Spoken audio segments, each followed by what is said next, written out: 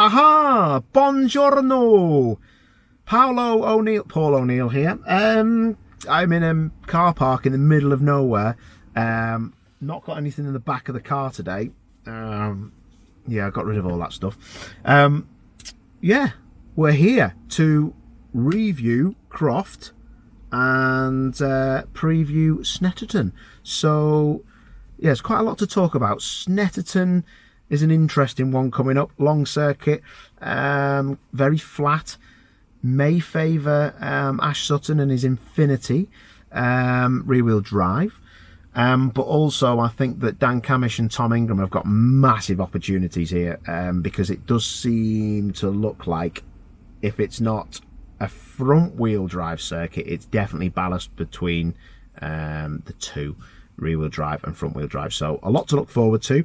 But yeah, Croft was a very interesting one, wasn't it? Everyone decided they didn't want to win the title if they were in rear-wheel drive, and we had drivers crashing into other people when they could have just sat there and got some points, but that is the racer in some people. And then we had other drivers who made a mistake that I've never seen them ever make, locking up fronts and going in the gravel. And then unfortunate things as well with damage because they were in the middle of the pack or at the back of the pack, avoiding contact with other people. So a lot of stuff was going on there. Let's get straight into it. Let's make a phone call. Let's ring my man and everyone's favourite Northern Irishman. A bit loud. Colin Turkington.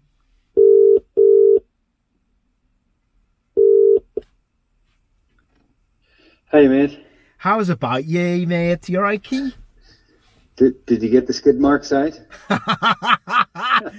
Why would you say that, mate? You can't. Right, so we're recording, and what Colin's referring to is not skid marks on a racetrack. So basically I said, can I ring you in 5 minutes? I'm just waiting for the spin to finish on the washing machine.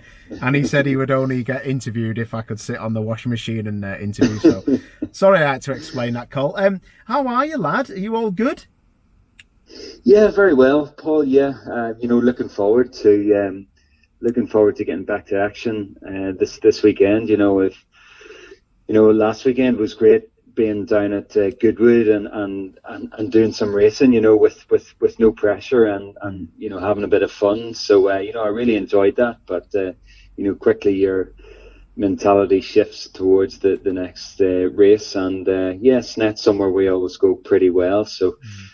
Hopefully I can regain a bit of the ground that I lost at Croft. Yeah, I was going to ask you about that, actually. Two things I'll ask you about, because you've just said something quite interesting. But I seen you at Goodwood, where we were both in old school racing cars, and I have never seen you look so relaxed and just happy to be around race cars, mate. Is it just? And there was a quote I seen on one of your website posts just saying you were enjoying the racing, and it was good to come away from maybe that that difficult weekend at Croft that you had. Is that a true statement? Yeah, it's the historic stuff is it's a different atmosphere. You're there with a different head on, really. At a BTCC race, you're just you're thinking about every tenth of a second and how you can find time, and it's a pressurized environment. But the historic scene, obviously, when you get in to race, you're there to do your best and do a good job. But it's just so much more relaxed. And for me, exactly, it was a great distraction from the disappointment of Croft. And they always say when you fall off a horse, the best thing to do is to get straight back onto it. So it was it was nice just to put the Croft weekend behind us. Get into a car again, have some fun, enjoy some drifts, and and also spend some nice time with the family as well. It's on a race weekend, you're sort of have the blinkers on, you're in tunnel vision, but Goodwood was just a great experience from start to finish. Yeah, and I think people don't realise, do they? I know you've always answered my questions amazingly, and one of them I've always wanted to ask you is, you're a 4-time champ, and your dedication just doesn't seem to ever be unfazed. But I do look sometimes and I think, when do you start to get into mentality mode for the weekend ahead? Is it a Tuesday or Wednesday? And the other thing is as well, does it never stop when the season starts? Does it never stop? Yeah, I think anybody who's involved in the series, you're always thinking about it, and it can become all consuming. But I think when you get to this stage of the season, you think about it more and more. And me personally, you're always trying to maximize your performance, and try and bring a better version of yourself than the time before. So I'm a bit of a nerd, in that I do like to I like to go into the weekends prepared, just so I can put my best foot forward. And we saw at Croft, it doesn't always go your way, and you have to accept that. And but as long as you sort of learn the lessons and understand why it happened, and move forward, everybody will make a mistake or have a blip. So it's how you recover. And we've got 2 race weekends left now, and obviously I'm third in the standings, but 12 points back. So I reckon that's a pretty good place to be, because when you look back at last year, I went into the very final race 8 points back, and starting pretty much at the back of the grid. So I'm probably in an ideal position. Yeah, that's true actually, because you've probably over all of your 4 championships and the numerous second places and the dogfights that you've had, out of everyone, you're the person who's you probably know every nook and cranny of the touring car championship, don't you? To be fair, it's just experience, isn't it? Yeah, it's well, when you look at the grid now, there's a lot of guys that have been there a long time, and I think experience can be a good thing in that, obviously we've covered the ground before, and you learn how to deal with the pressure and the mentality and all that side of things. But sometimes it's good to be young as well, where you have no fear and you don't think about things too much. So it's probably just trying to find the balance there in between the two. And I'm still as motivated as ever.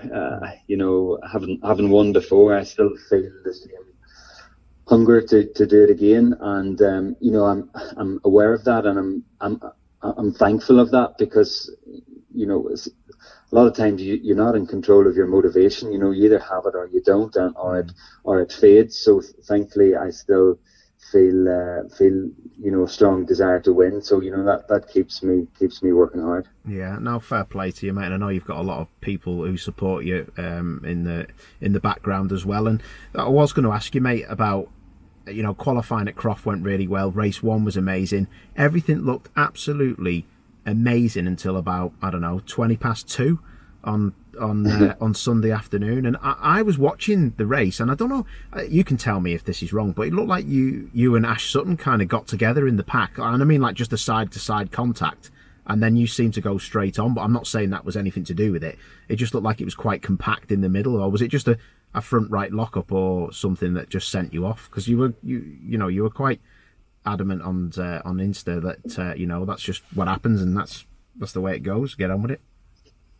Yeah, I could give you a perfectly great list of excuses and to talk myself out of it, but anybody who has raced at Croft knows that it's quite narrow going into turn 1, and the position I was in, I was behind Jack, who was behind Josh Cook, and when you right up somebody's pipe, your vision is not great. So I was tucked up behind Jack, and it's very difficult actually to see turn 1 when you're so close. So I think it was a combination of factors. I was probably almost too close to Jack. It was lap 1, probably didn't have enough front tire temperature, and we'd put a better set of brakes in the car for race 2 as well. I was keen to go for it and get a good result, and that sort of melting pot of circumstances just meant that it just grabbed the right front tire, and I couldn't get it unlocked. So a bit of a rookie mistake, but it's what happens in the cooler conditions that we're racing in now. You've got one green flag lap to try and build a bit of temperature, and that's not easy in the rear, with the rear wheel drive cars to do that in one lap. And I think you're exploring the limits as well. You're conscious not to let 2 or 3 cars around the outside of you. So you're always on the limit, and with motorsport you're always trying to be at the limit. And in that instance I judged it slightly wrong, but that's I'm not the first one to lock a brake into turn one, and it won't be the last. So I'm taking the positives from it. I go to Snetterton slightly lighter than potentially I might have been, and I've learned the lesson, and I've got 2 events now to do my thing. Yeah, exactly, mate. And as you say, you're actually not that far behind. I think it's because people have seen you quite far out in front. They're a bit like, "Oh my word, what's going on?" But like you say, you've had a bit of a rough running, and then the third race, mate. I didn't quite understand what happened. Was that a mechanical fault? No, it was contact actually with Ollie Jackson just going into turn 2. So I got an overlap on Ollie, but he was avoiding, I think, somebody coming spearing through the gravel at him on the exit of turn 1. So he jinked right to avoid that, but as he jinked right, he didn't realise I was there, and broke the front left toe link on my car. So again, it's just a consequence of starting at the back. When the day's not going your way, it's definitely not going your way. So I managed to pit, and the guys repaired it, and I got fastest lap, which gave me a point. So little consolation, but there's just days where it doesn't go how you would like.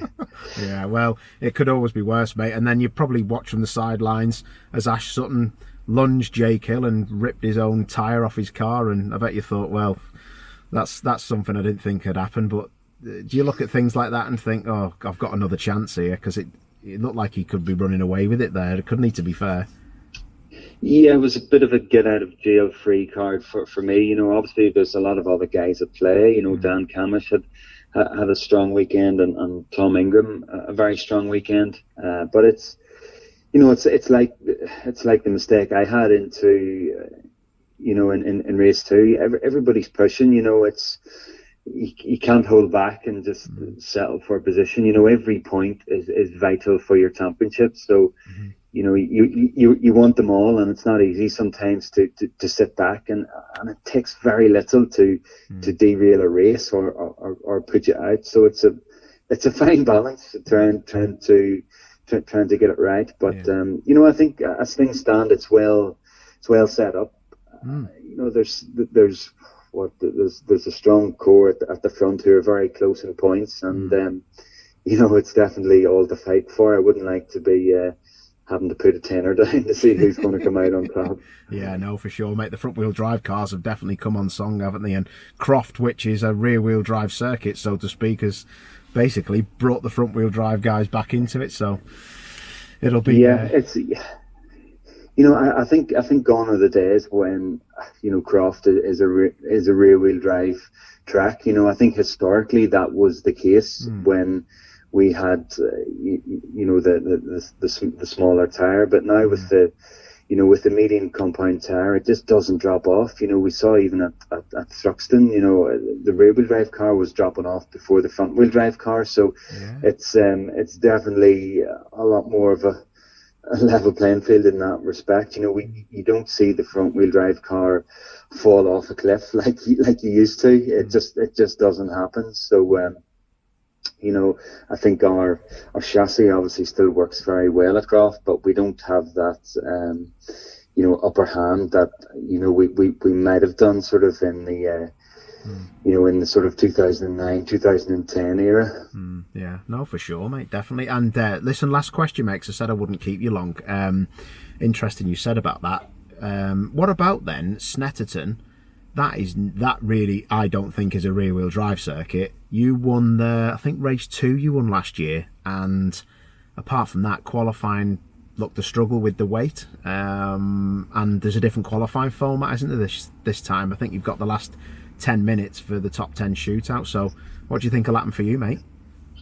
The first step is trying to get into that top 10, and Snetterton is, I think it's always been a bit of a 50-50 front wheel drive, rear wheel drive. Front wheel drive can definitely hook it up better over the one lap, which could be a concern, but we've always had good races there, and I qualified well last year, considering the weight I had in the car. So I still expect that we'll be strong. We've got to get through, obviously, to Q2 as it is. That's critically important. So it's just, we've got to be clever to manage our tires as well, because we don't get any extra rubber over the course of the weekend with the 2 qualifying sessions. So that's something to consider as well. But it's race day that the points are dished out.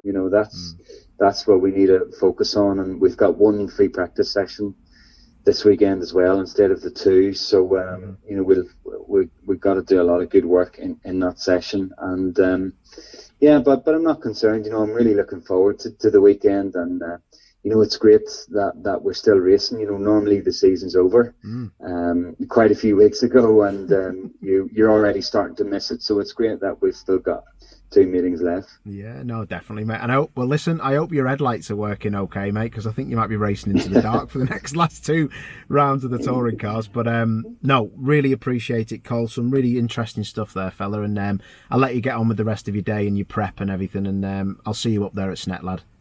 Yeah, no worries. Look forward to it. Okay. Thank you, Carl. See you, mate. Cheers. Bye. Bye. Well. That was very interesting from Colin, wasn't it? Like I said, when I seen him at the revival, he was very chipper, and I was thinking, he could be under a lot of pressure now, because Ash Sutton really is putting the pressure on, and obviously Dan Cam's coming into it, and Tingram, big point scorers, those guys at the minute. So very, very, very interesting. Okay, so I am interested with that. It was really cool, but I have had a load of messages actually. What's Tim Harvey saying? Let's see what he's saying. He said that he could. Yes, mate. On the phone this afternoon. Happy to talk about Snetterton. Give us a ring back when you want. Cheers, bud. Bye. What a guy. Right, with that, let's give Tim a ring, because I want to speak to Tim about Snetterton, because he is the main man and he knows the score. Let's have a bell. You watch now. He won't know I'm ringing, so he'll probably swear.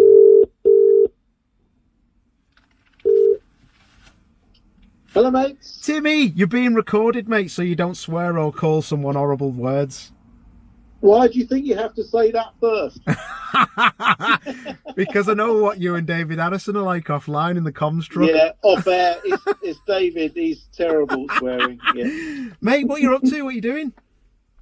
Well, I've had a busy few days because I had Goodwood at the weekend for the Speed Week, which was absolutely fantastic. Then I was straight on track with Gold Track, doing some RPM Technic Porsche stuff at Silverstone on Monday. Lovely. Then yesterday I was at an absolutely amazing event, the Supercar Driver Day up at Donington Park. Ooh. So I've had a busy few days. Yeah, do you know what? I don't think people realise how busy, like in particular, you are when we're not at ITV. A lot of people think that that's all we do for a living, isn't it? But we actually are flat out. You obviously do quite a lot of development with Porsche, RPM and Michelin and stuff like that. So it's quite cool, actually, isn't it? Yeah, I thought you were going to say people don't realise what hard work we have to do, but trust me, we don't get any sympathy for doing stuff like this. It's most people's dreams to do what we do, Paul, so we have to count ourselves lucky. No, you are right, and it's a privilege, and we're very fortunate that our trade is actually still going. But Goodwood was amazing, mate. I had a great time in St Mary's, and I've never seen, it's weird, you know, like Gordon Shedden, he's like the most boring, annoying person in the world, but he was loving so much the historics. I've never seen him so articulated. It's amazing what it does to the racers, isn't it? Yeah, the thing is, it's not professional racing, so everybody can go there and enjoy it. You know, normally when we see each other in the paddocks or when we're racing, it's professional, isn't it? And there's an element of, you know, you're thinking with your racing head on all the time and you don't relax, you know, but there at Goodwood, we're there to actually race and have fun. And it just changes the whole dynamic of the meeting as far as drivers concerned. I mean, I absolutely love it. You're bumping shoulders with absolutely everybody in the changing rooms, and everybody's got, got time for a chat. And it is just a brilliant, unique setting. Yeah, we are very fortunate. Do you know what? I didn't see anybody except for you. I didn't go in the changing rooms. I'm not allowed to. That's probably why. But they didn't give me a key to the lockers or anything, so I thought I'll stay out of there. Oh, you missed out. You missed out, mate. Anyway, tell me, how did you do in the race? I didn't see you in the mirrors. No, do you know what, mate? I seen you at the start. I had a soft cut problem with my V8 Dodge Dart, and it launched me into about 8th place, and then I just dropped back after that, mate. But I was quite happy to see Tiff Nadell's Mark II Jag just disappear in my mirrors, mate. So it was kind of a concertina effect, mate. But I will always remember you coming past me in quali, laughing and giving me the fist. As you went flat out through No Name and I was big brakes and down a gear. Yeah, I was in my little Mini though. Oh mate, I absolutely loved it. It really reminded me of why I loved racing. I'll be dead honest with you, mate. It was excellent. Yeah, it is. And talking of racing, Tim, Croft, can you sum up Croft for us? Is it a case of front wheel drives coming from nowhere, or did we expect that to happen? Should we have never? No, I think it's more a case of the rear wheel drives just didn't take advantage of their opportunity. It's still a rear wheel drive track, primarily, but you know, Colin had his problems, chucking it in the gravel, contact with another car. You know, he would have gone to Croft really thinking he was going to bag some serious points, and he lost a golden opportunity there to do that. Ash obviously had his slightly rash manoeuvre in the second race, trying to dive bomb Jake Hill, who was already in the middle of the road, and ended up with a puncture and having to start at the back for race three. So I would say it's more a case of the rear wheel drive contenders, the two championship contenders, shot themselves in the foot. Yeah, I find it really fascinating. And would you agree with me that now it's definitely just 4 people in this, or has Rory, Butcher and Oliphant still got a chance? What do you think? Look, you know, mathematically I think there are 6 people, but realistically for Butcher or Oliphant to do anything, it would require everybody that's ahead of them in points to have a problem or have several problems, and that isn't going to happen. So realistically I agree it's the top 4. It is. It's going to be wild. And do you know what I just find fascinating is Dan Cammish he's doing exactly the same as he did last year. He's fully under the radar, and now he's just appeared from nowhere, isn't he? Just a big point scorer all the time. Whenever there's big points on the table, even if he's had a bad quali, he's there, isn't he? Yeah, it was interesting actually at Croft, because it was sort of the reversal of his normal weekend. You know, he didn't qualify well because we had that wet qualifying, and he had a problem with his car, only put in one quick lap which got deleted because of track limits, and his next best lap was sort of a second and a half slower. So his weekend was actually a reversal of normal. Normally he qualifies at the front, has 2 good races and an okay third race. This weekend on Croft, he had a bad qualifying and then came through in the 2 races to end up with really good points. It shows it can still be done even after a bad qualifying. And that's the thing. I think he's learned, hasn't he? I mean, I don't think that kid has ever been in a stronger place than he is now, mentally and driving wise. And with the bad weather maybe coming up with it being where we are in the year, I do honestly think this is his best chance. Do you agree? I think this is going to be one of the best last races of the year, I think, at Brands Hatch. Yeah, I totally agree. I think both the circuits that coming up will suit the front-wheel drive Hondas. They're both strong circuits for the Honda. Mm-hmm. He has a very competitive teammate in Matt Neal who may be able to assist him at certain times, especially as Matt doesn't carry so much weight, so could qualify well. The other two don't necessarily... I mean, obviously... Tom Oliphant could be in a position to help Colin Turkington, but we haven't really got Aidan Moffat in a position to help Ashley, so that's in Dan's favour. He absolutely knows how to win championships and what he needs from his car and everything else. That's all a given. Points-wise, there's nothing in it. He's only 7 behind, so that's irrelevant. So I actually agree. He ticks all the boxes of having his most realistic opportunity of the championship. Yeah, and just the last couple of questions, Tim. Tingram looks so strong, mate, but do you think it will be a case of not having a teammate again that might be a problem, or am I just... What do you think? No, I think Tom could do it on his own, you know, and don't forget at Snet last year he was on pole, won the first race, had a really good weekend. No reason why he can't have another good one there and at Brands. You know, I definitely think he's still in the hunt, but obviously he's a few more points behind. But he's going to be strong. He's going to be very strong. Yeah, and last question, Snetterton. The rear drivers didn't really have it their own way there. It was a lot of front-wheel drive Honda cars up the front last year. I think Turkington won race 2. But I think this weekend could massively sway the championship, because it really is front-wheel drive versus rear, isn't it? And it'll be interesting. Yeah, it is. It's a pretty equal circuit. It requires everything in the car. There are 2 long straights, so you need good top speed. There's a lot of corners, so you need a good chassis. Last year, if you remember, it was the race where everybody had to use all 3 compound tyres, the soft, medium and hard. So that actually really shook up the results a little bit, because the soft tyre was very much the quickest tyre. So that affected results. This year everybody will be just using the normal medium compound tyre.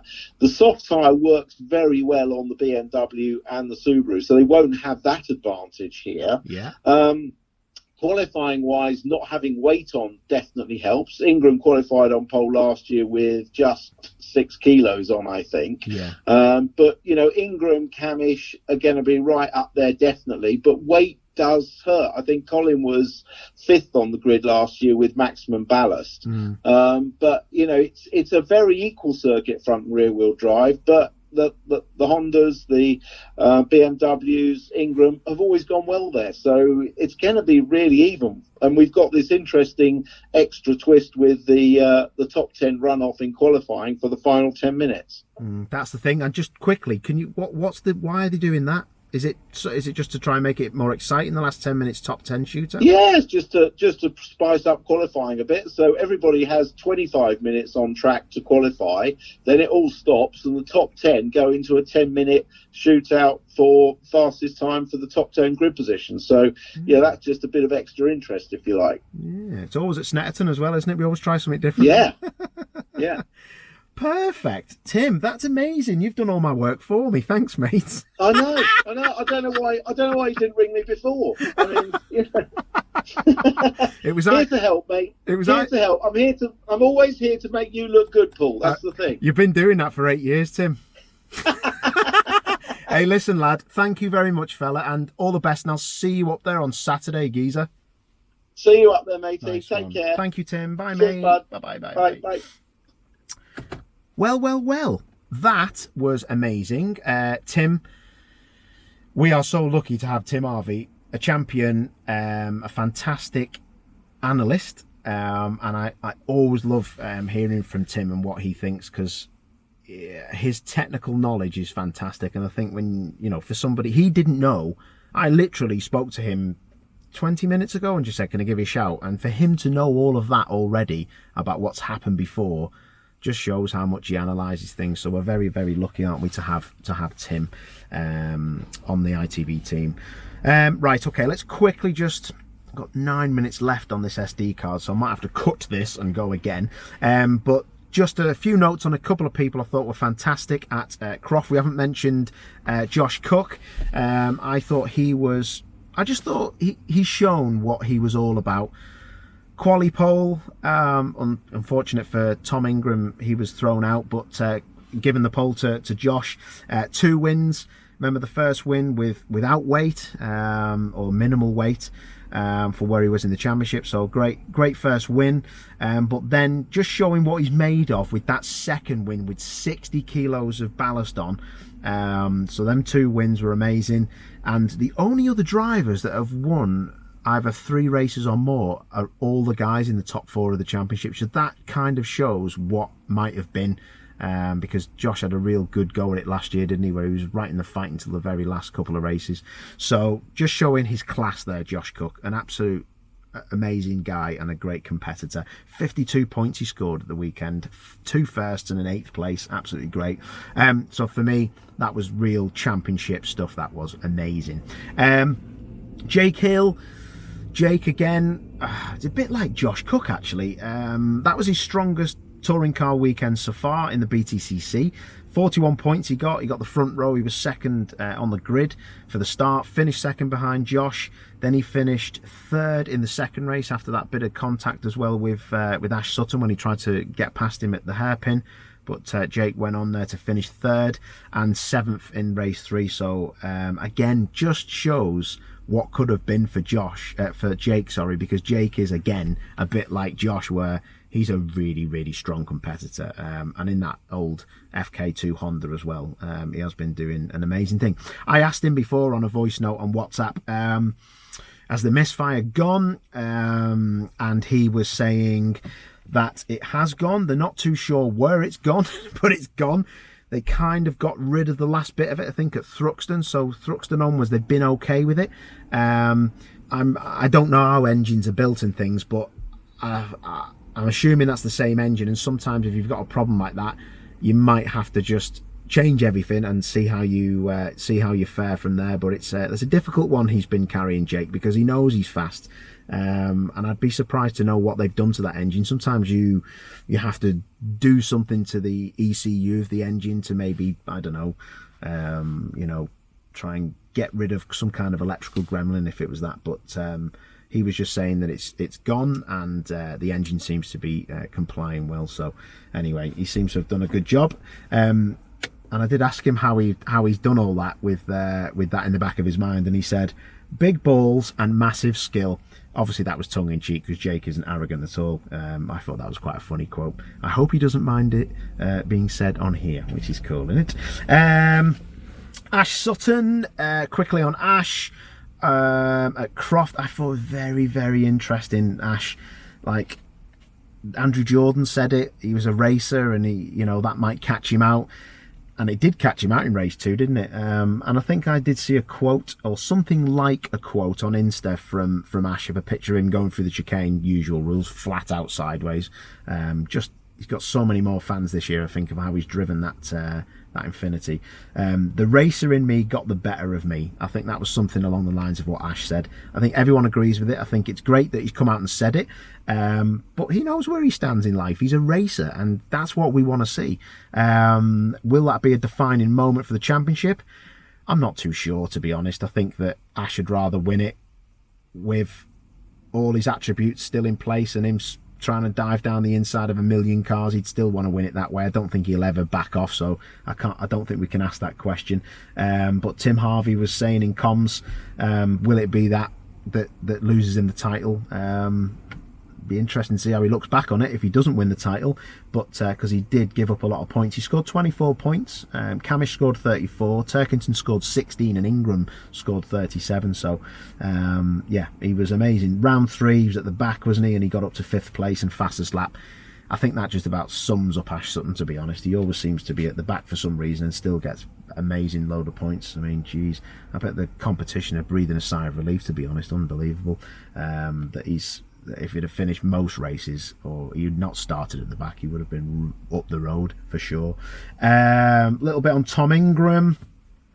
He was at the back of the grid after a ride height infringement, so started at the back, Finished 13th, which is a good effort round Croft. You can overtake round Croft, but it gets a bit narrow in some places, and you can pinch and you can get a bit of damage on the car. So he got up to 13th. It was a pretty good effort, and then up to 4th in the second race with no weight on, which was a good effort. Remember, he would have been carrying weight to get up to 13th place. After qualifying, you get thrown to the back of the grid and you keep the weight of the championship ballast on there. And then to win that last race, starting 3rd on the grid, it was amazing to see. And I think it shows a lot about how that car is set up. You heard Dan Cammish talk about how nimble that car was in the slow stuff, and how he gets the traction on, and how he can dive underneath you and get the car on its nose and turn it in. So Dan Cammish was quite impressed with that when he did him, I think going into Sunny, wasn't it? But anyway, amazing stuff from Ingram.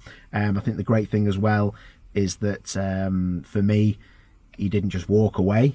For a racer to watch it, Dan Cammish got into his rhythm, and then his car come back to him, and like he said on the TV, another couple of laps and I think he would have got Ingram back. So those cars working completely different. Yeah, really interesting. I find it intriguing how they set the cars up in all different ways. So really cool stuff from those guys. Somebody that should have been in the championship a long time ago. A long time ago. What is that song? This'll be the day that I die. What a tune that is. This'll be the day that I die. Anyway, enough of that. Hopefully it's not today. Yeah, should have been in this championship a long time ago. And we're going to find out why that is, actually. He doesn't know what we're going to ask him. But new for Snetterton.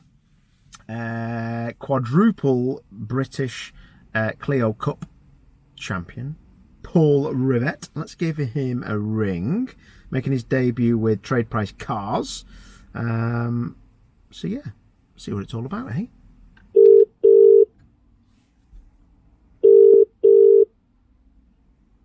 Hello, mate. Hello, Paul. How are you? I'm very well, thank you, mate. Living the dream at the minute. Oh, mate, you are, aren't you? Listen, I always tell everybody this. You're being recorded, mate. So I will. Don't swear. Tim Harvey's just come out with a load of expletives, but don't worry about that. Mate, how cool is this? Do you feel that this is just come? How's this come about in a pandemic when you've been trying for 20 years to get into British touring cars? It's unbelievable, isn't it? You know, there's a few things that have changed for. Well, unfortunately, my mum passed away at the start of the year, and it sort of gave me that kick, really. To that's one of those things, isn't it? At the end of the day, you know, we miss her dearly and everything else. But what it's done is it's given me a big kick to make me realise that we're not around forever, and I'm not getting any younger. And I just thought, well, we need to. If I'm going to make it to touring cars, I've got to have a push. I've got to have a push now. To do it before I get too old. You know, I'm 42. I'm still fit enough, healthy enough, and young enough to come and make an impact on the championship. But if I leave it for too many more years, then I won't be. So it gave me that big push to try and put something together. So I got chatting with a couple of teams, and we were looking to try and find out what I needed to do to get in a car next year or the year after. And all of a sudden, this opportunity arrived with Trade Price Cars. So. So it just sort of all seemed to fall into place, you know.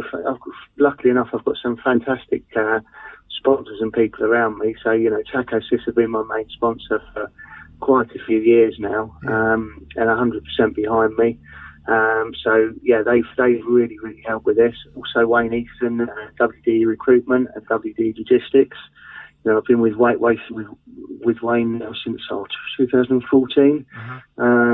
You know, and Wayne's always been 100% behind me, so he's helped make it happen as well. I've got a new sponsor on board, which is J Supplied 3D with Croft, and they're a 3D printing company. So they've just come on board with us this week. You know, still obviously, as always, looking for some more sponsors to to finish the budget off. But I've had great support from friends and family as well. You know, between friends and family, they've put together, you know, like an accident deposit budget and just helped me out in general. So yeah, it's just great to have all that support behind me. And what I thought might be an impossible thing to make happen has all of a sudden come together, and come together very, very quickly as well, in a matter of weeks. So, so it's really been a roller coaster the last few weeks, getting everything together, trying to run my own small business while all this is going on as well. So it's just been absolutely manic flat out. Most nights I've sort of finished doing paperwork or whatever, somewhere between 9 and 10 o'clock at night, and that's how my days have been going in general. But I certainly can't complain in any way, because I'm about to go and live the dream this weekend and make my debut in the touring cars. I love that, mate. That's such a cool story, and like you say, we don't get any younger, do we? And sometimes, like you say, something like that, really opens your eyes, doesn't it, to maybe go and pursue your dream. And if you can make ends meet by doing it, and it's great that you've got 2 bites at the cherry as well. It's not as if you've got to panic and do 1 race, is it? You're actually going to do 2, and that car was absolutely flying in the hands of Bobby Thompson at Croft, literally as well, obviously. But it looks like it's well sorted, doesn't it? So you're not jumping in something that's going to be at the back. I know you're probably thinking, I'll just see how I get on, but it's good that you're going to be in something that's good, I suppose. Yeah, and Bobby did a great job with the car at Croft until, unfortunately, his accident in the last race. And I think they've been progressing with the car as the year's gone on. So hopefully I'm going to be getting in it while the car's at its best as well. We've obviously got to carry this 45 kilograms for practice qualifying in the first race. So I'm not expecting big things from qualifying at Snetterton, but the whole idea of putting a deal together for 2 rounds was to then shed that 45 kilograms for when we turn up at Brands Hatch, which is also my home circuit as well. I've probably had more wins there than I've had anywhere else. So it's going to help massively, without that going into Brands. And I think realistically, if we can get in the in the grid draw for race 3, that's where it's all going to start to come together for us. But I'm just going to really take it. I'm just going to get in the car and do the best job I can. That's all I ever do when I go racing. I try not to think about where we could finish, what could happen, what the goals are. My goals are to be as prepared as I can possibly be and do the best job I possibly can when I get in the car. And obviously outside the car as well. And I'm prepared for that. I'm prepared for this weekend. So we'll just see what happens from there, really. It's going to be a case of watch this space. Yeah, definitely, mate. I just think it's a great story, Paul, and I was one of the first to be made up, mate, when I got told you were doing it. And then Tim Harvey was very complimentary, obviously, about you on commentary at Croft. I don't know if you've heard or seen it. So he was looking forward to having you on board, mate. And I just think that, actually, I'm going to ask you something that is a bit of a... don't take this the wrong way. And you could maybe say it might bring our sport into disrepute, but do you think there is something seriously wrong with the ladders of our sport if a 4-time Clio Cup champion that's 1 level below British touring cars in my eyes and one of the best support racers that's ever graced the circuits can't ever get a drive over the 18 years that I think he's been trying in Clios and other front wheel drive stuff? I mean, money makes the world go round at the end of the day, doesn't it? So, it is tough when you haven't got enough to make that step. There has been a couple of opportunities before where I could have probably stepped into a touring car for a round or 2, but it would have pretty much used up a season's Clio budget.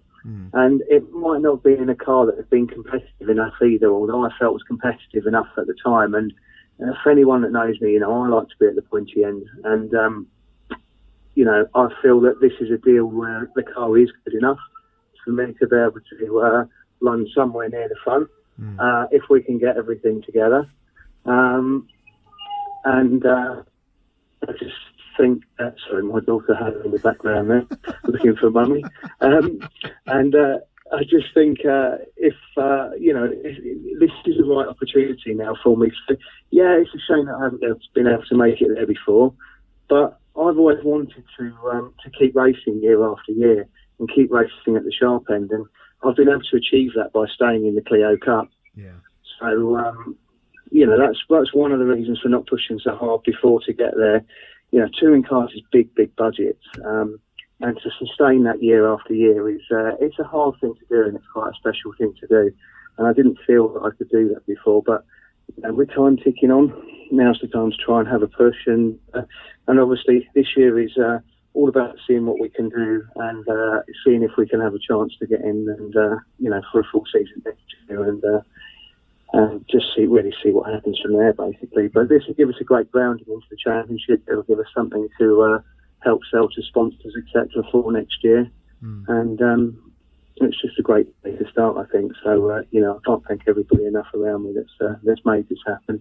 It has been a long time coming, and just hoping I can get out there and make the right impact on the championship. No, I'm sure you will, mate. And you talk about platforms, and it's the perfect way to do it at the end of the year while people are watching probably at their biggest level because of the championship and everything like that. And it's always nobody ever remembers the first rounds of the year, mate. It's always the last ones of the year that people seem to remember. So, like you say, try and make an impact, and that'll be you, won't it? But does it mean then that Snetterton for you is a test weekend, and then you just go all guns blazing at Brands?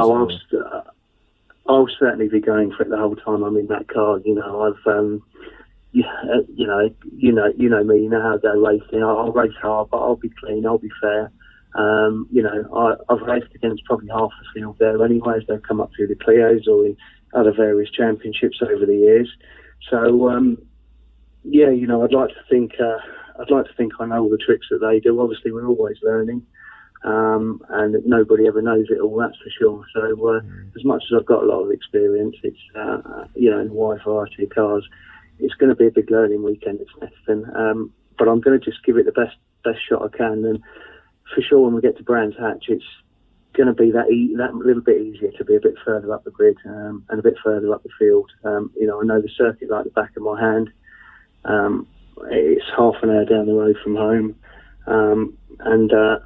I think I'm just hoping that we can really show some good finishes, good strong finishes before the end of the year. But as we all know with motor racing, anything can happen. Who knows what's going to be around the next corner, and that's one of the things that I find most exciting about it, is you can never ever predict what's going to happen in a motor race. So so it's going to just be a case of watch this space, see what we can do. Fingers crossed that it all stays together and we stay on track, and I don't make any mistakes. We don't get pushed off. We don't come away with too much damage, that side of things. There's so many ifs and buts. We could write pages and pages of ifs and buts, but it's just going to be a case of reacting to what happens at the time. And definitely I think Brands will be stronger than Snett because we'll be without the weight. As I said earlier, that's why it was so important to put a two race meeting deal together. So, so really just, looking forward to getting out there. And it's just such an unknown for me, to be honest, at the moment. I've got no clue how I'm going to fare with anybody else out there. So that's one of the reasons I'm trying not to have any expectations. It could be that I get out there and we struggle to get in the top 20, or we could be out there and we could be racing for podiums in race 3. Who knows? It could go either way. Yeah, you never know, do you, mate? Well, listen, thanks for talking to us, Paul, and I know that there ain't many people I know that will grasp a nettle like you do, mate. So I have all the faith in the world that you're going to put on a show for us, fella. And good luck, and I will see you from afar up there, mate. Thank you very much indeed. It's been fantastic for all the support I've already had so far. It's just a different platform, different level. So everybody that's out there supporting me, thank you very much, and keep on supporting, and I'll do my best. Top man, thank you, Paul. I'm sure they'll all hopefully see that, and they'll be watching you fly high, son. Thank you very much. No problem, mate. I'll catch you soon, fella. Cheers, Paul. Take care. Cheers, Paul. Bye bye, mate. Bye bye. Bye bye. Woo! How cool's that? I do love a little. I do love a newcomer into the championship. We've also got Jess Hawkins, who's going to be driving as well. She's going to be in the PMR Astra that Jade Edwards has driven and Mike Bushell has driven. So it's going to be very interesting to see how the newbies get on, especially for Paul.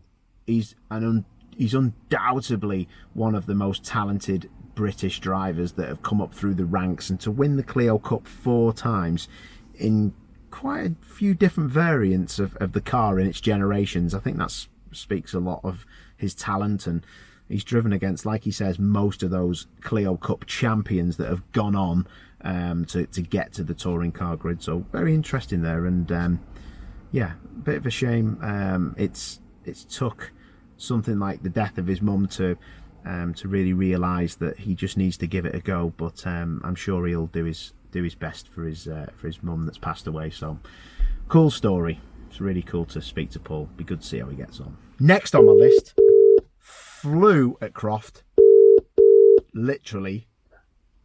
Hello, mate. And in the points, Bobby Thompson, ladies and gentlemen. Bobby, I've heard you've just had a bit of carrot shaved off your onion. In other words, you've had your hair cut, mate. How's it looking? Have you had a skinhead? No, I don't think I've got the bottle for that. Not a chance. Still the same old Essex look. You know, swept over. you're like me, mate. I can't. I mean, I should shave my hair off, considering I've got a massive baldy head, but I just can't do it. I'm just going to wear bobble hats and caps and just get over it, mate. Well, mate, look, every time I go in there, the barber tells me he needs something different, but I just can't do it to myself. But it's coming. You know, every weekend I look at my hairline, it's definitely going back. Oh, mate, every weekend after wearing a helmet. Hey, at least you don't have to comb your fringe from the back of your neck like I have to do. Hey, listen, lad, thank you for answering the call to us. I know you've been busy, and I've kind of pushed this review a bit further on because I was busy last week, but I really wanted to speak to you, and I know you were busy yourself and you couldn't chat. So, listen, mate, first of all, I'm so sorry about what happened at Croft. I mean, you were literally on fire, mate. That weekend was looking so good, and it just shows you how touring cars can really bite you, can't it, without you knowing what's going to be happening.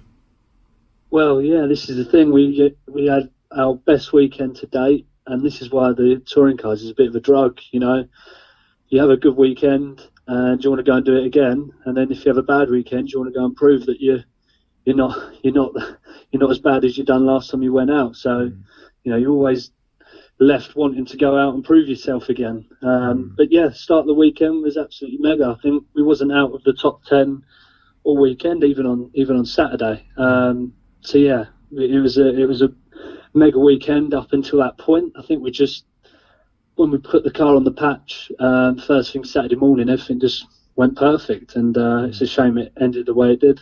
Yeah, and I counted like 5 or 6 rolls that car had. It looked super vicious, mate. Not something you want to be involved in. And them cars, I just find, are so heavy that the energy just goes through the person driving it, doesn't it? Yeah, that's it. I think everything's all metal. You're the only squidgy bit in the middle, aren't you? So every hit seemed to hurt a little bit more. There was the bit where I'm upside down, it felt like I was in the air forever. I went to go and undo my belts and opened my eyes, and I was, 4 or 5 foot in the air. Yeah. So I thought, no, I better keep that locked. Yeah. What actually happened, Bobby? Because we didn't really see on the TV. Was the contact with another car? Because you wouldn't obviously run out wide on purpose like that. Well, I come out of tower, the corner before, and I was getting a run on Proctor. Yeah. I think the TV was actually Proctor, and I see Jake Hill go around the outside of him the lap before there, so I thought, you know what, I'm going to have some of that myself. Yeah. And went to the outside of him, which, to be honest, was in a good position. I think was in 7th, so I'd been happy just to sit there, to be honest.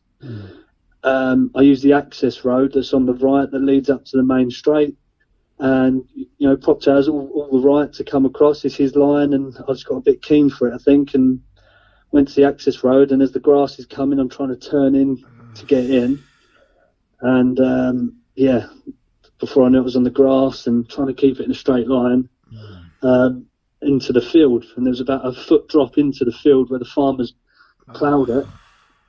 So it's just, if it was just normal grass, I would have slid off, lost a load of positions, got back on track and moaned about it later. But unfortunately, it's just that corner where it is, there's nothing you can do. Yeah, that's a horrible summary of it, mate. And I just couldn't believe the energy and the force through the car. And I've seen the car is being repaired by the looks of it with Willie Poole, who's just he's a legend, that guy, and he with the roll cage and fabrication and AMD and trade price of obviously flat out as well. So what's the update, mate? What's the situation? So cars all ready to go. It's, the boys, I mean, by Monday night, the car seemed to be all stripped, ready to go. Like you say, Willie Paul's a good guy. I always say on a race weekend, if you see him around your garage, you're having a bad weekend, but because that means he's there to weld it up. But I mean, he got the job done nice and quick. And I think early this week the car was, ready to go. It was running. I think it still needed some bodywork stuff done to it, but it was all running, ready to go. So as we hear now, I suppose the car is getting ready, loaded up, and ready to go.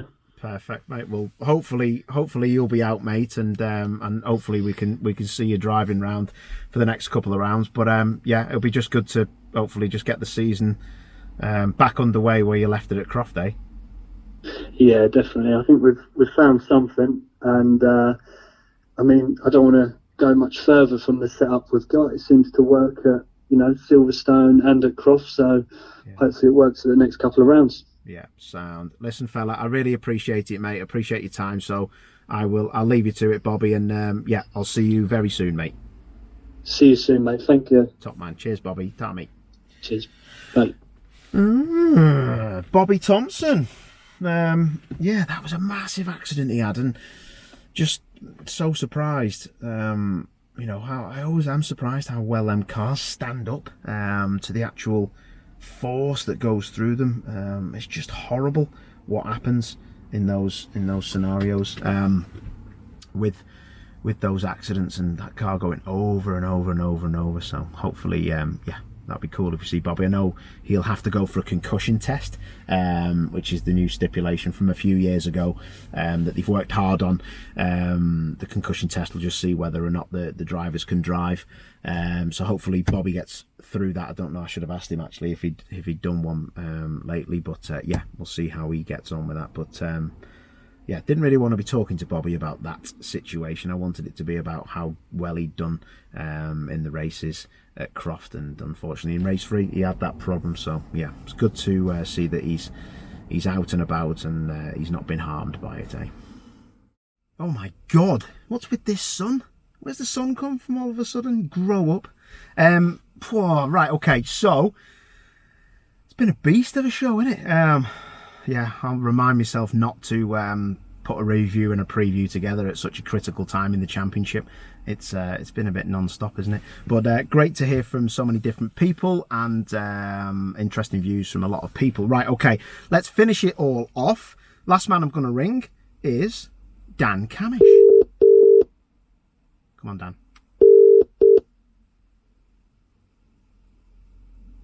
Hi, Paul. Hello, Dan. How are you? Yeah, very well, mate. Yourself? Yeah, I'm cool, man. Are you in the car? I am, mate. Oh, yeah. Oh, cool. Okay. Sweet, man. Listen, just as I said to you on message, thank you once again for helping us out and coming and joining in. Spoke to a few people, mate. A couple of your rivals that we've spoken to. But you always seem to be in this position come the end of the year. And you plan it out so amazingly, mate. Podiums all the way, and big point scores every time we go to a circuit. So is it actually coming together like you thought it would, or did you think at the beginning of the year with the engines and stuff and the failures you'd be like, oh no, not this year, mate? Yeah, it's interesting, isn't it? I mean, I'd like to say I plan to be in this position, but to be honest, I think we just plan to do the best job we can at any race. We had a couple of tough results early on. But the thing with touring cars is you've got to keep the faith, because you know that others are going to run into trouble. And all I said to our guys was, look, we've had our bad day. Let's make sure that's the only one, and we'll still be right there when it matters. And here we are, just 2 rounds to go and right in the thick of it. Yeah, and Tim Harvey, I know you know him very well, and Tim rates you very highly, like a lot of people in the paddock, mate. And I just always find it intriguing. He's always said it from day dot. He said Dan will be defined by how he deals with the disappointments of British touring cars. And I know it's a question you've answered before, but you've always been used to winning pole, and it's a different ball game, isn't it? Touring cars, you've got to be happy with a 10th sometimes, haven't you? Yeah, absolutely. And that was the big thing when I came from Porsches. It was such a different championship, such a different way of racing. Tim was very helpful throughout my Porsche career and in the early days of touring cars. And then, he always said, Dan, you're going to have to sort of reevaluate what you see has been a good weekend. It's not, you can't always win, you can't always take the pole position. And like you say, some days you come away with a 5th, 10th and a 12th and you think that's as well as it could have gone, and you've got to take the positives. But I think I adapted myself as best I could, and from that I think we're starting to see now what I'm capable of, and I tend to be somewhere around the front most weekends. I'm usually in the battle for the qualifying pole position, so I'm really enjoying my touring car experience. Yeah, no, it looks like it is, mate, and it's really coming together now. Like you say, I think the championship, everybody agrees the championship probably should have been yours last year, mate, and that's water under the bridge. But let's talk about Croft. And actually, a few races before, it looks like you're now teammates with Tom Ingram. You're always around him. You've got maximum respect for him. What's he like to race against? He looks pretty spot on, does Tom? Yeah, and I think he is, to be honest. I think we're, at the end of the day, we're both sort of youngish, and he's a bit younger than me, but we're sort of a new generation maybe of touring car driver.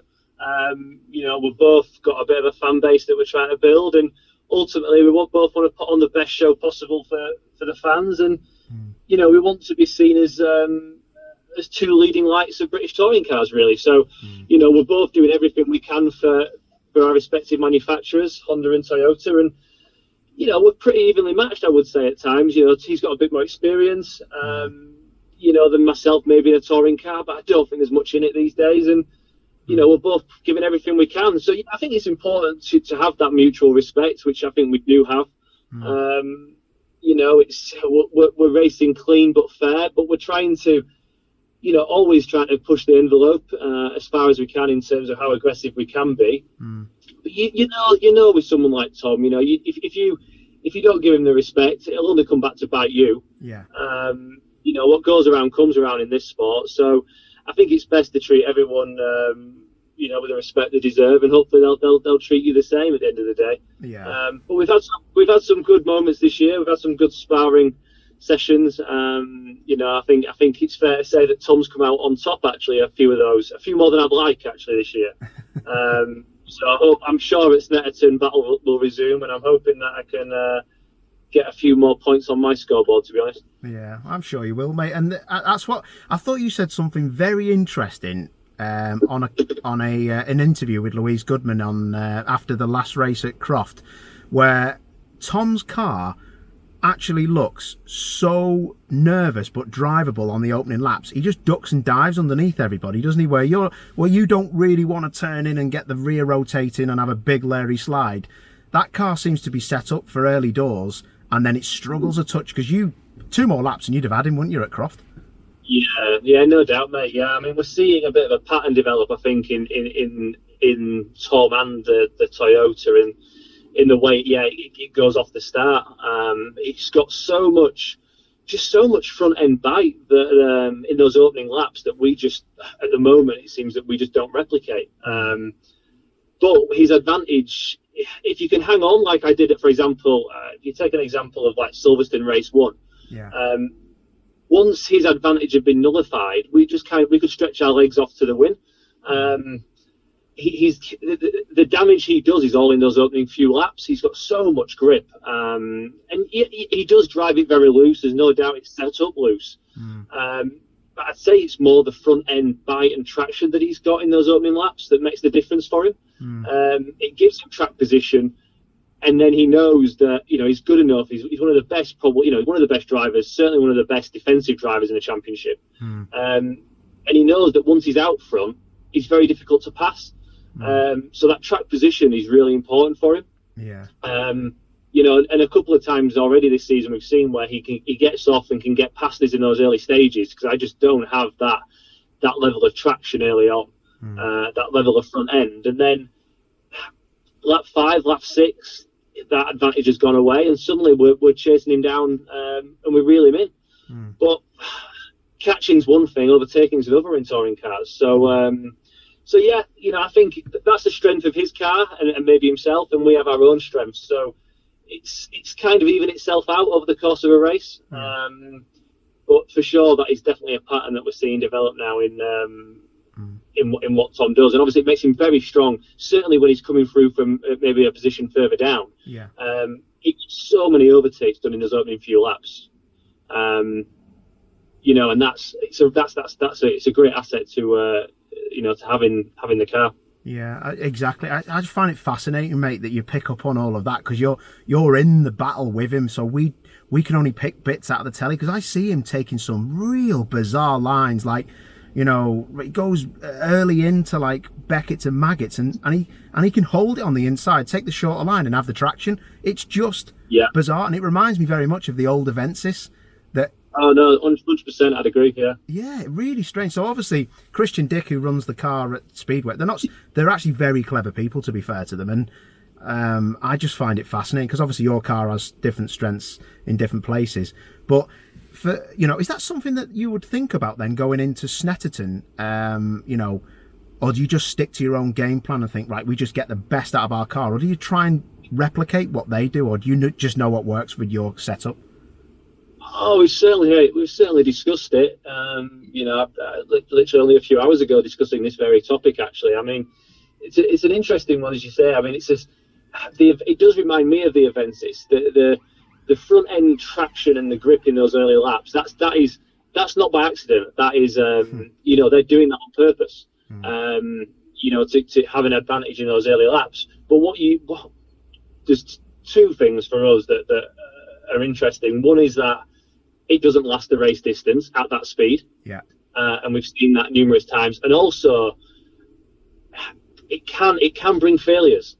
Tom had a failure at Silverstone. And I know that his front right was punctured at the end of that race, free in Croft. Wow. He would not have lasted another lap. Wow. So, but my car would have done another 10 laps at that speed. So they're getting the speed out of it, but are they running it a little bit close to the edge in terms of performance? Well, maybe. Yeah. So for us, it's about being fast and reliable.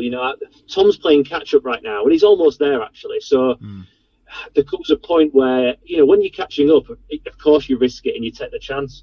But when you're there and you can't afford another non-finish, suddenly maybe your setup has to change a little bit and adapt to maybe not be quite as aggressive, because you know that ultimately you're risking potentially risking a failure. Yeah, no, exactly, mate. And that is a very, very interesting point that no one else has really spoken about, and fair play, mate, for saying that. And when you go to Snetterton, then you must be quite happy, because I think did you have 2 second places and a 10th last year? Yes, yeah. The car's gone really well. The FK8, ever since it came out of the truck, the car's gone well at Snetterton. In 2018, those early days, it's the car's just gone well there. It's fast. I think it suits it. I like Snetterton. It's a long old lap, so nearly 2 minutes a lap. It's the longest lap we do. If you've got a good car and a decent peddler, you can make a difference around there. I'm going there full of confidence. Obviously, the guy that beat me to pole last year was Tom Ingram. So I'm sure it'll be tough again. Obviously, we've got a different quali format, which I'm looking forward to, because I really enjoy the qualifying aspect of touring cars, of motorsport in general. It's one of the things I enjoy. Yeah. So fingers crossed I can make it into that and give it a good go. But how are you going to approach it, Dan? How are you going to approach that? Is it a different approach? You've only got one free practice, and you do a top 10 shootout in the last 10 minutes. Is there a different approach, or is it just like you always do, flat out, mate, 10, let's go? I think it'll be slightly different. I think it'll be interesting to see who's been sensible thus far, who's saved that extra set of tyres they might need. Because qualifying in the top 10 is one thing, but then going again in the shootout, if you've got no tyres left, you're not going to be in a good position. So that'll be interesting to see who's played the long game. And then also, realistically, if it's a 2 minute lap, you're a front wheel drive car, so you've got to do the tyre swap. What you're going to get 3 laps in the last 5 minutes. Yeah. Probably. So basically it's a 3 lap. A front wheel drive car will probably get 3 laps, and one of those has got to count. So you would say if it's a bone dry surface, it probably maybe it helps the rear wheel drives in the fact that they don't have to pit, so they get a few more laps at it. Yeah. But I don't know. To be honest, mate, I think it'll be a standard affair, flat out. That's all we ever are, isn't it? Yeah. Do you know what? To be fair, mate, we always analyse stuff like this, don't we? And then something like a bit of drizzle happens, and it's just like, right, you've got about 2 laps, go flat to the boards. Yeah, that's it, mate. That is exactly right. I mean, you've got an inkling of a plan developing, but truth be told, once engine starts, it all goes out the window anyway. Yeah, no, that's fair, mate. Last question, fella. So we've just spoken a bit about Snet, but do you look at who's going to be up the front, who you're going to be battling with? Am I right to say that I'd be looking out for Jake Hill and Rory Butcher with the Mount Tune engine and the chassis working pretty well? Do you think those kind of front-wheel drive cars will be up there? Yeah, 100%. To be honest, mate, I think you tend to know who you're going to be around. There's the usual suspects, isn't it? Really, they're always there or thereabouts. Ingram, Sutton, Colin, Jake, Josh Cook. The list goes on. It's you're going to be around the same kind of guys. Then it comes down to a bit of weight at the end of the day. So yeah, I mean, for me, I think Josh Cook will be really quick. He's in the same car as me. He's got very little weight. Yeah. That's going to be a fast package. There's no doubt about it. Yeah. Jake Hill, again, that car has gone exceptionally well there over the last few years. It'll be very quick in qualifying. There's no doubt. Tom, last year's pole sitter, ain't going to be hanging around. And I'll be in there somewhere. If I'm in the top 5, I'll be pleased, and I'll be even more happy if I'm in the top 3, which is obviously what we'll aim for and give our best to achieve. So it'll be very close, as it always is, but there's no reason why we can't be in the fight. Yeah, top man. Listen, Dan, I'll leave you to it. I know you're really busy, mate. Run up to the weekend. I fully appreciate you coming on board, giving us a chat, mate. Really, really interesting stuff. And send my best to all the Dynamics guys, and good luck. Cheers, buddy. You take care. No worries. Thanks, Dan. See you, mate. See you, mate. Bye-bye. Cheers. Bye-bye. Bye. Well, wasn't that very, very candid chat about everything that goes on?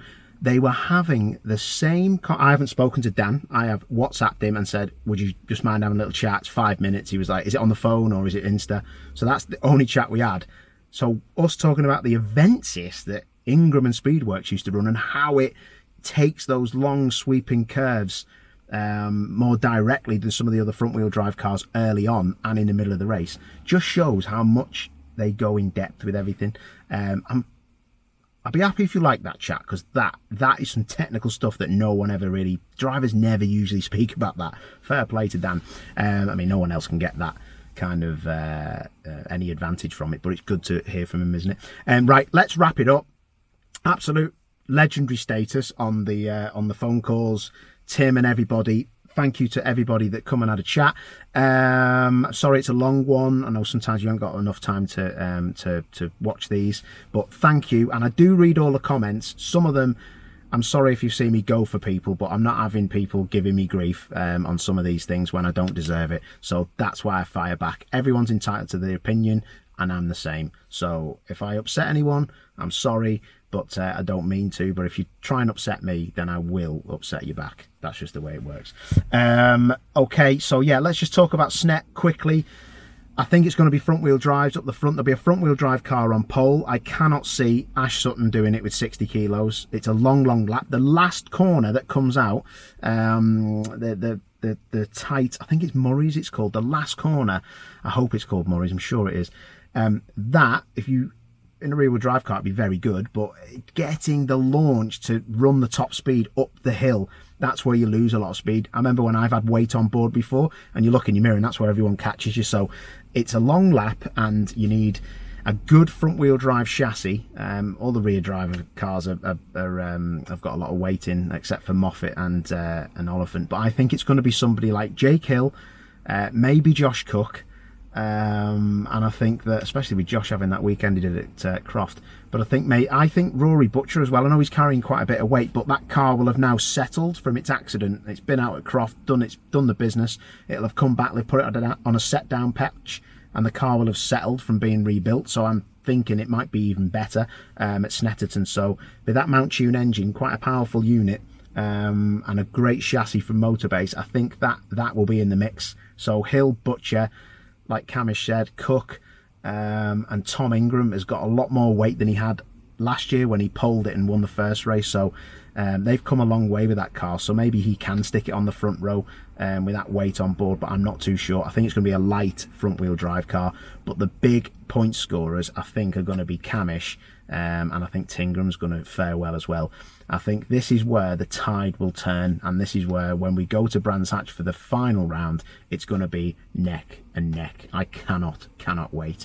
But yeah, Sutton and Turkington should score big. I think Sutton may score bigger than Colin, but I think the big point scorers this weekend will be Cammish and Tingram as well. So interesting stuff. And Butcher could be in there, but I think it's top four now. I think the only people who win this championship are in the top four. So thank you very much for listening and watching. Get your comments in, please share anything you see, and yeah, let's get the show on the road.